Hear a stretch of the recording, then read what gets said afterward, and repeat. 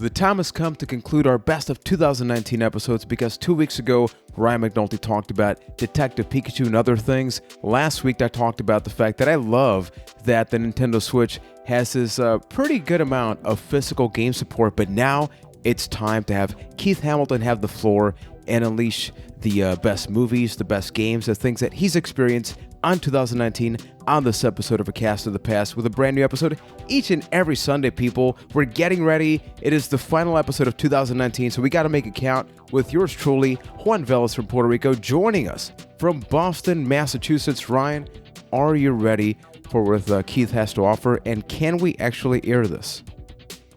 I hope so. I'm definitely curious what Keith experienced in 2019, what was really his favorite. I have a feeling it's going to be more game heavy, if I'm not mistaken. I was kind of the more movie heavy guy, so as someone who did not play a ton of new games this year, I'm definitely curious to see what Keith enjoyed, so maybe I have some good recommendations going into the next year to play. And speaking of the man of the hour, too sweet to be sour. And actually, you are pretty damn sour. Keith Hamilton. Keith, how sour are you? I am a miserable human being. I'm like, you know when you just fill your mouth with Sour Patch Kids and you feel like your throat is being ripped out of your body? I'm like that sour. I don't know if anyone else has eaten them to that level, but sure. Well, try it and see what happens, and then you'll know exactly what it's like to be me. I think I'm good, but if everybody enjoys the conversations, you can leave a 5-star review on Apple Podcasts, Stitcher, all that good stuff. But Keith, we've been talking about the sort of top 3 favorite things, favorite podcast episodes. So when it comes to 2019 and your favorite things, what jumps in your noggin right now? So I will start off by saying that this was really hard this year, my favorite things of 2019. I've honestly gone through like 17 iterations of that list, and I have a giant list of honorable mentions of things from all of those iterations. But we'll get there. The thing that I'd actually like to start with is what I'm calling my favorite 2018 thing of 2019.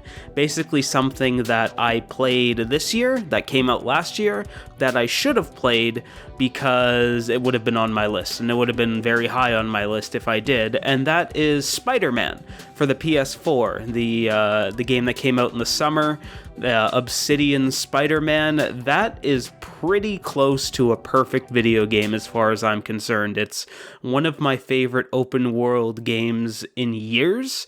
Just the way that they nailed being Spider-Man in that game. Is that still in the shrink wrap one?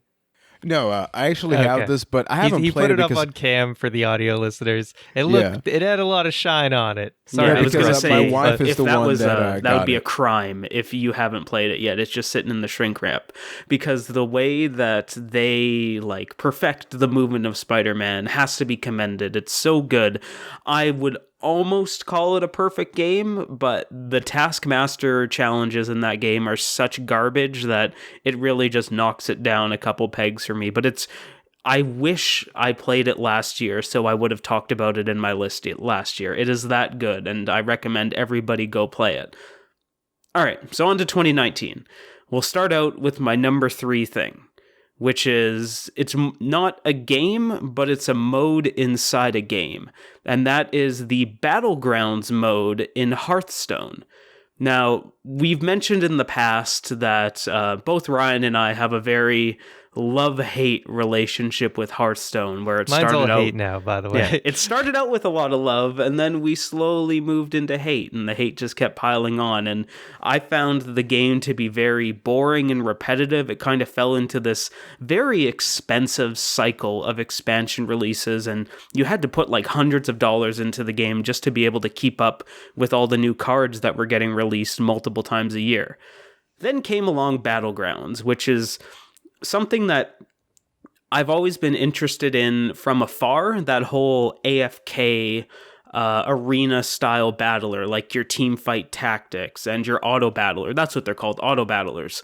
And that phenomenon that happened throughout the year, just how this crazy thing where you just select units almost turned into an esport. But I tried it a few times, didn't really connect with it. Just I guess the whole Dota hero thing didn't really resonate with me, and I didn't make sense of it. But having my previous knowledge of Hearthstone made Hearthstone Battlegrounds the perfect entry point into the Auto Battler arena, because I could take all these cards that I had been using and seen for all of these years and then basically give them new life, where I had the understanding of like, oh, okay, there's this card Baron Rivendare that makes death rattles happen twice. I know what that does. I think it would be really good in this type of deck. And then kind of watching it take off and all the different styles of play that are in it with all the different heroes, I've fallen in love with Hearthstone Battlegrounds. It's probably, I play at least 2 or 3 games a day. I wouldn't say I'm good, but I'm getting better. I love Battlegrounds. I love it more than Hearthstone at this point. Hearthstone is a free-to-play game, free-to-play card game for those who don't know. And in your case, Keith, because it is available on Android, iOS, PC, where are you playing that? I am playing it mostly on the PC, and then when I decide to hate myself, I try and play it on mobile. But there's a issue with animation time in Battlegrounds, and trying to play Hearthstone on mobile, dealing with that, it's not the ideal experience, but if I'm not going for like the world's best, it's still fun. Do you guys think those type of games do benefit? I remember when that was first announced for mobile, you both were like super hooked on that, right? And the fear was like, wow, what's going to happen now that, we take the PC game, you bring it there. Did you find that increased your time with Hearthstone, or was it just kind of like, I prefer to play at home, after work? Kind of, in the way that I don't like playing competitive Hearthstone on mobile, because like you're a bit limited with the things you can do when you're trying to increase your rank and fighting against the limitations of a mobile device. Like, oh, you picked the wrong card because you swiped the wrong thing. Well, all of a sudden that cost you a rank on the ladder. So you've just lost like 20 minutes of progress because you fat-fingered one thing on a phone. I'm not a big fan of that, and I think Hearthstone doesn't really play itself well to the mobile style in that way. But when you start to consider things like the single-player modes in Hearthstone or the tavern brawls, that's where it really shines in mobile, in my opinion, that you can kind of get these not as demanding experiences and still be able to play the game. So it shines that way for sure. Ryan, you had mentioned the hate relationship. What about that? I mean, I'm done with the game. I don't want to go back to it. You should give Battlegrounds a try. No, it's good, Ryan. Keith, he's trying to quit. I mean, he quit, but he's trying to not go back. World of Warcraft. Just let me have one That's addiction true. at a time. You've got your drug. Yeah. The sad it's part. cool though. I didn't know what it was. I had been seeing the whole Battlegrounds thing, and I had no idea what it was. I just had been kind of seeing all the streamers I used to watch. I still follow them, so I still saw that they were streaming this Hearthstone Battlegrounds thing. I had no idea what it was, but then you mentioned Teamfight Tactics. Again, something I don't really know how to play, but I am semi-familiar with that as well. So knowing that it is essentially an alternative, a Hearthstone version of that, I kind of have a better understanding of what it is. Don't know if I'm going to check it out, but it is cool to know that it's out there. I'm glad Hearthstone's trying something different to kind of stay competitive, because I feel like they seem to be kind of fading into obscurity. I don't feel like they're quite the powerhouse that they were a couple of years ago. Absolutely not. With all of the card games that have come out in the last little bit, they're kind of hanging on by a thread, and Battlegrounds has done a lot for them. Yeah. The thing I wanted to say as a follow-up to your previous conversations with World of Warcraft, my wife is officially playing World of Warcraft now. So it's like, oh no. Like, she's actually playing it right now. WoW Classic? She hasn't played Classic. She hasn't played Classic, but I'm watching her play that as both of you talk about Hearthstone. It's like, no. I am not going to go back. So Keith, it surrounds you. No, go to the honorable mentions, Keith. I'm scared of this part. All right, first I'm going to go to number 2. Let's keep the happy times rolling, because we talked a lot about my number 2 in your episode as well, but it is just so good that I had to bring it up again, and that is the 2019 version of Resident Evil 2. Probably absolutely my favorite video game of this year. The fact that it set a new gold standard for remakes. It's remake is kind of the wrong word. It's more of a reimagining of Resident Evil 2, and I think that's why it's so good, because this year and like last year there have been a lot of remakes, and some of them have been good, but most of them have been subpar. Like the Crash Bandicoot one, awesome. The Spyro one, awesome. That Medieval one that came out a little while ago, kind of the shits. But oh well. The what they did with RE2, as far as I'm concerned, is absolutely phenomenal. How they took this game from my childhood that I consider to be perfect. It's an amazing game. I've probably beaten it over 30 times. And then the fact that they could take that and make it even better is just, it needs to be commended. It, like I said, it is the gold standard going forward of what remakes or reimaginings of video games should be. And just everything that they nailed in that game was amazing. Like how Mr. X became this thing that you could kind of cheat into this like killing machine that just followed you constantly, and how they took they weren't afraid to take chances and make things go out of order or out of place in comparison to the original game. How they didn't have to recreate it shot for shot. It really worked to its benefit to make a great 2019 version of one of my favorite video games ever. Which console did you play it on? Because I played it on PC. I played it on PS4. Because I don't, I just have like my PC in my office here, and I wanted to play it on like my TV, my big TV with my sound bar with all the lights off, and I don't regret it for a second. Ryan, you got to play it. Plus, seriously, the whole thing, I know.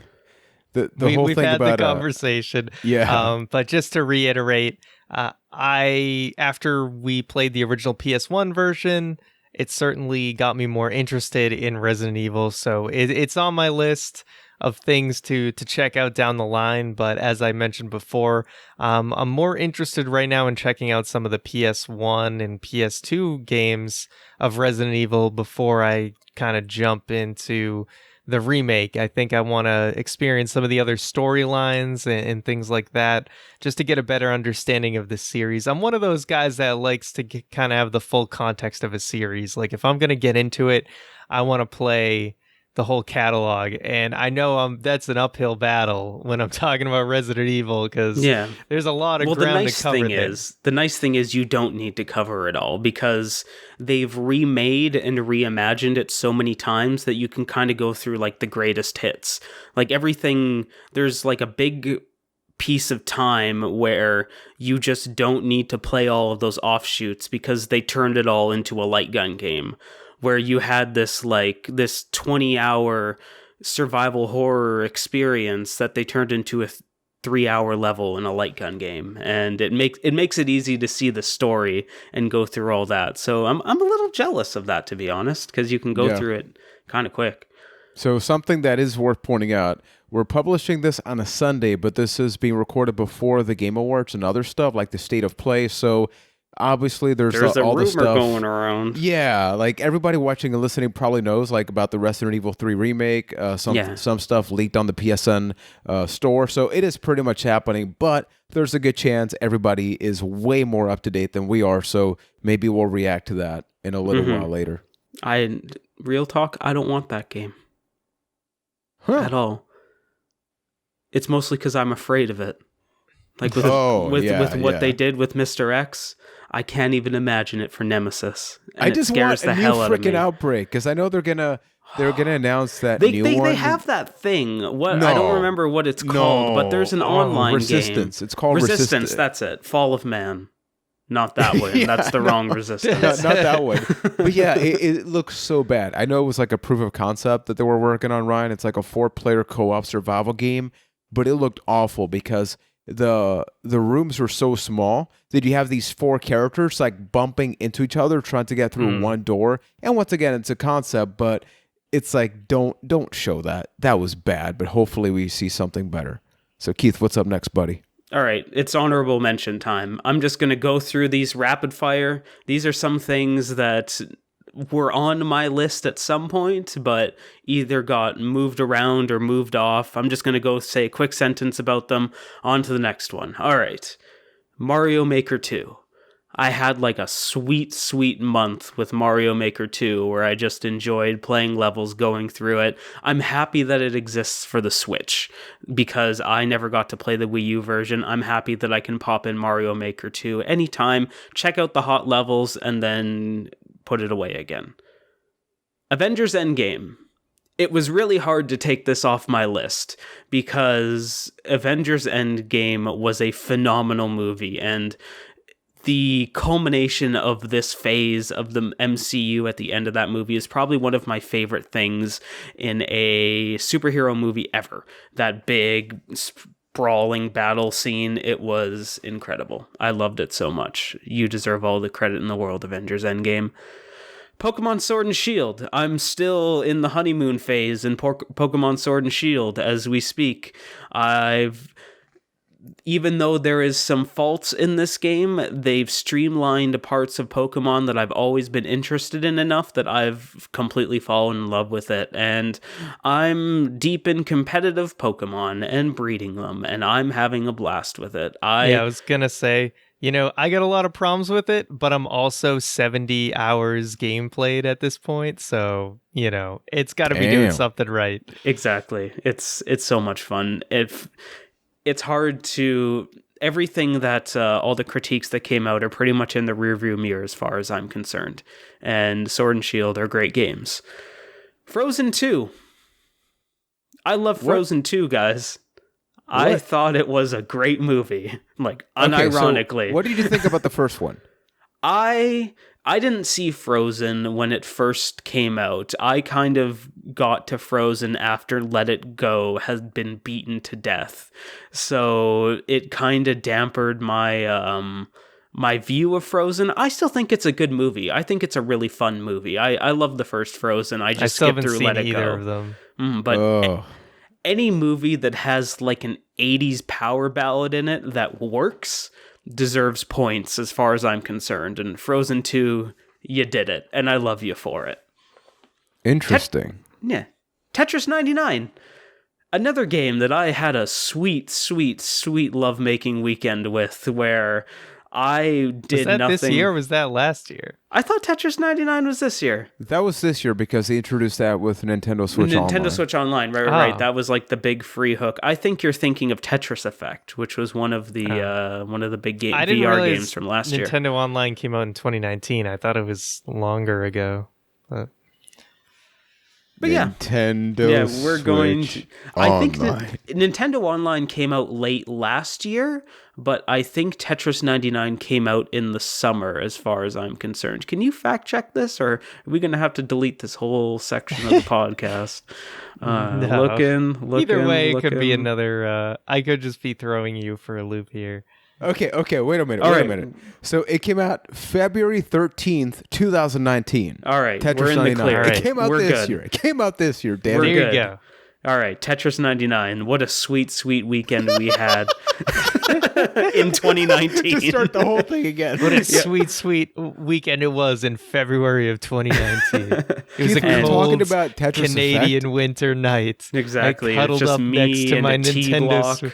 And a long piece and a dream, if you know what I mean. The And log piece came in You know what and the long everything piece just is called? disappeared. You know what the long piece is called? my hero. Oh yeah, that Oh. too. Hero. Because when you're in a tight bind, you need a hero. That's what I love. Tight binds and long pieces. So I know that throughout the year that they've added a lot to Tetris 99. I kind of fell off of it once I won a game of Tetris 99 because I was obsessed with it for a while. Wow. And they've added a lot of like cups and special event to it. I think they're still adding things to this day, and I honestly think it's one of the best They games. had some Pokemon edition of it. Yeah, they for a had bit. like a Pokemon event leading up to Sword and Shield. I think they've been doing that with all the big Nintendo releases throughout the year. And Tetris 99 is awesome. If I'm at the point where I think Nintendo Switch Online is worth having, and you get that game free for Nintendo Switch Online, so there's no reason not to play that Tetris Super 99. Nintendo library though. Super. They finally disappointing. added 6 games. Did they? Took Did 3 they? months, like Breath of Fire 2, Super Punch Out. They added a few. So it's like so I've seen it post them adding games, because I only checked out the Super Nintendo games like a month ago, and I was like, oof. Yeah, the This new is they games need are to going to add- be available beginning the 12th. So by the time this episode goes live, those new games will be available. They need to add more games in there Kirby faster Superstar. because That's going to be in there. Kirby Superstar. Oh my God, is it? All right, Yeah. never mind. Yeah. Nintendo Switch Online, best thing ever made.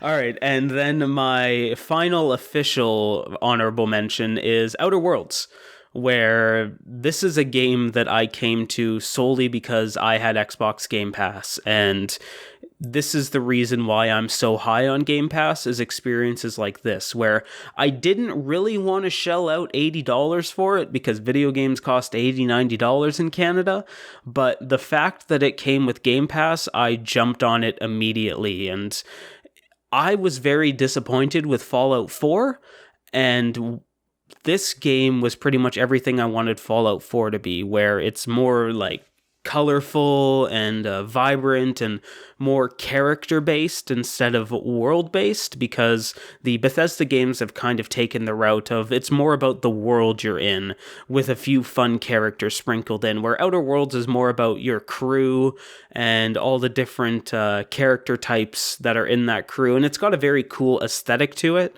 where it's steampunk space. I saw a lot of comparisons out there to Firefly, and this game makes me want to watch Firefly, because if this is the aesthetic, the kind of the style of it, the tone of it, then I am on board for Firefly.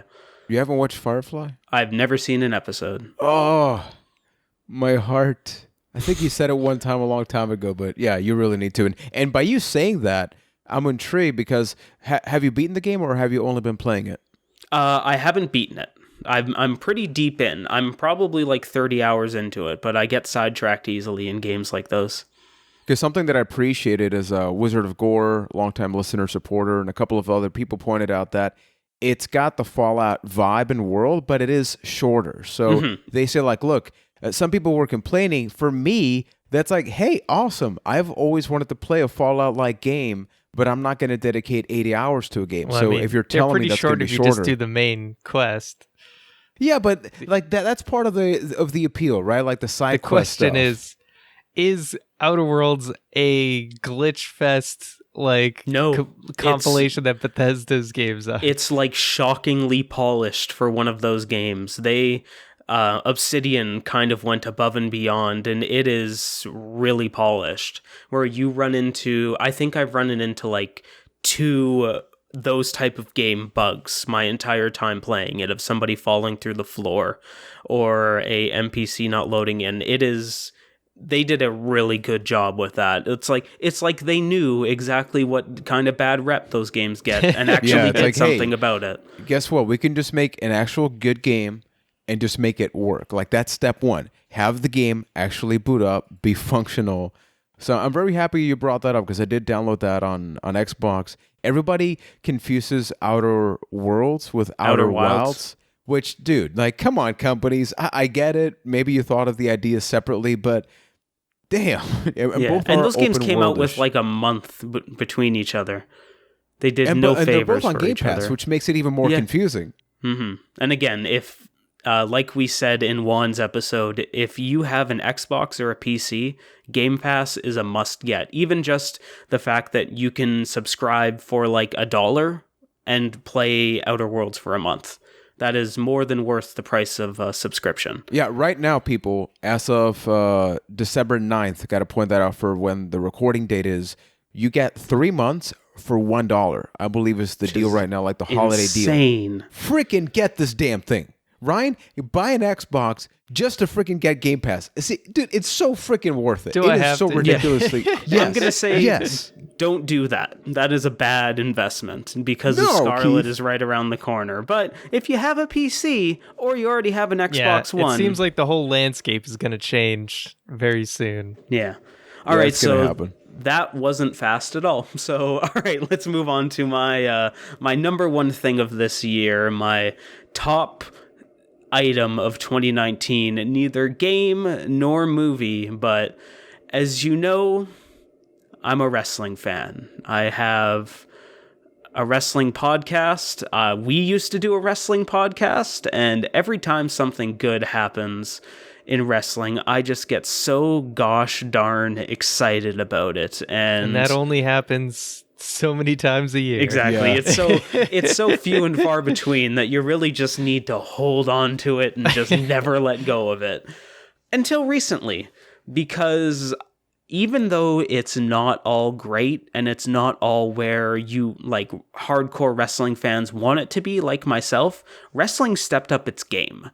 And even though the product that I'm attributing it to isn't always the best, I think that AEW Dynamite is 100% responsible for wrestling stepping up its game as a whole, with just the level that everything has jumped up to in the last few months of wrestling, where even though sometimes AEW isn't the best, I'll admit that. I think AEW has its problems, but the fact that things like NXT, like NWA Power, like the pay-per-views that have followed, the WWE pay-per-views like Survivor Series and TakeOver that have followed this October amazement that happened in wrestling, everything has stepped up for the better in wrestling, and the fact that AEW exists is responsible for it, in my opinion. And Dynamite has been great.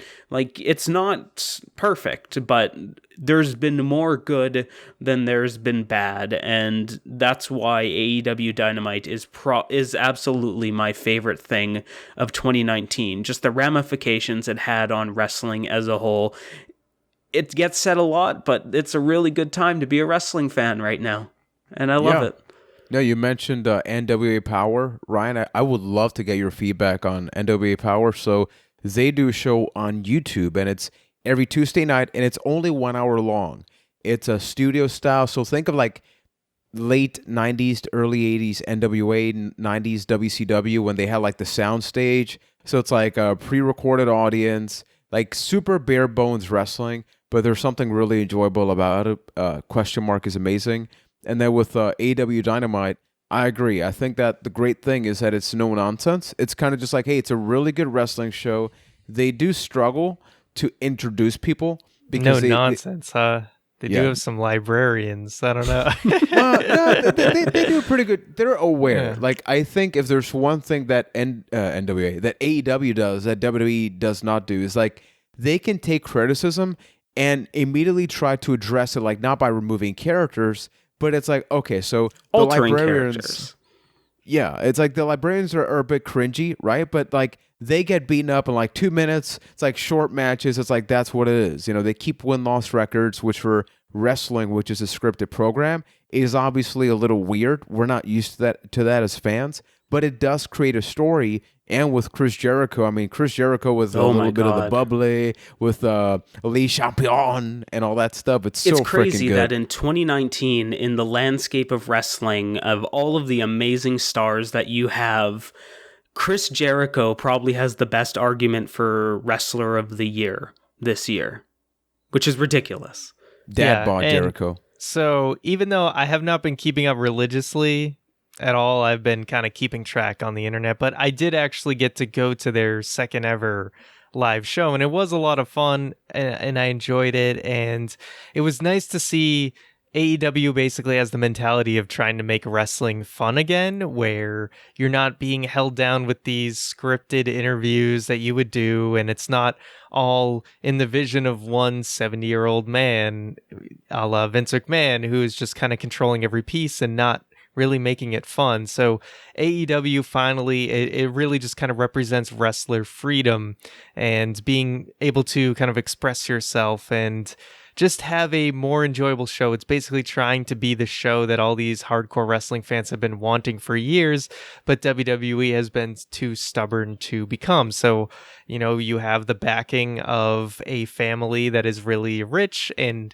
interested in putting on an enjoyable show.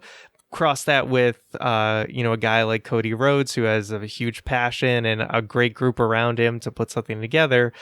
And I would say, yeah, so far so good. Yeah, they're not perfect, as you said, Keith, but certainly something like this has been needed in the American wrestling market for quite a while. WWE needs to get its ass kicked in one way or another, even if it is just against their NXT show right now on Wednesday nights. They needed something to kind of, jolt them and wake them up and realize, hey, you got to step your game up too. So it's something that's been sorely needed for a long time. Agreed. Yeah, so Keith, you brought up a bunch of awesome things about 2019. Now, in regards to the podcast, we've talked about quite a few different games, movies. We've had off-the-rail episodes. Which one would you say is your favorite and why? So when we originally came up with the idea for a Cast to the Past, my personal goal from this show is to help fill in those holes that I have in both my soul, my heart, and the media that I've consumed throughout the years. If there's something great that you guys think is awesome and I never touched it, well, it's a great excuse to do it on this show. The show provides a great catalyst to make that happen. And nothing really encompasses that in 2019 more than our Silent Hill 2 episode, where it's really, I'm so happy that we had the opportunity to do an episode on Silent Hill 2, just selfishly so I could go back and play that game and go through the conversation with you with all the awesome things that game tries, sometimes fails, but mostly succeeds at. And it's why I love this show in a nutshell. And if you haven't checked out the Silent Hill 2 episode, I can't recommend enough going to at least play through Silent Hill 2. Try it, and if you can't get through it, watch the rest of Silent Hill 2, and then check out our episode. It's really an incredible experience, and probably my favorite experience on this show of 2019. Yeah, thank you for that. And I think that even though this is our final, official traditional episode, we are going to have a special one next week called a State of the Cast. It's something that, we do every couple of months, plus it's the end of the year. We've been thinking about a lot of possible ideas, concepts, so it's going to be a chance where we can take a look at, some of the things that we can expect from next year, talking about upcoming movies based on classic franchises. Keith talked about remakes. We got the Final Fantasy VII remake. So next week's episode is going to be more of a preparation for 2020 on a Cast of the Past. So anything you guys want to say in preparation for that episode? Let's see what happens. Yeah, Come on, guys! Take the wheel, Jesus. This is where you say something, so people are like, "Oh, Ryan's going to talk about how he wants to punch Keith in the face in 2020." That was the whole thing. You know what's cool about 2020? It's going to be the only time for 1,000 years that we get the same number twice in a row, because the next one would be 3030. That is very deep. That is very deep.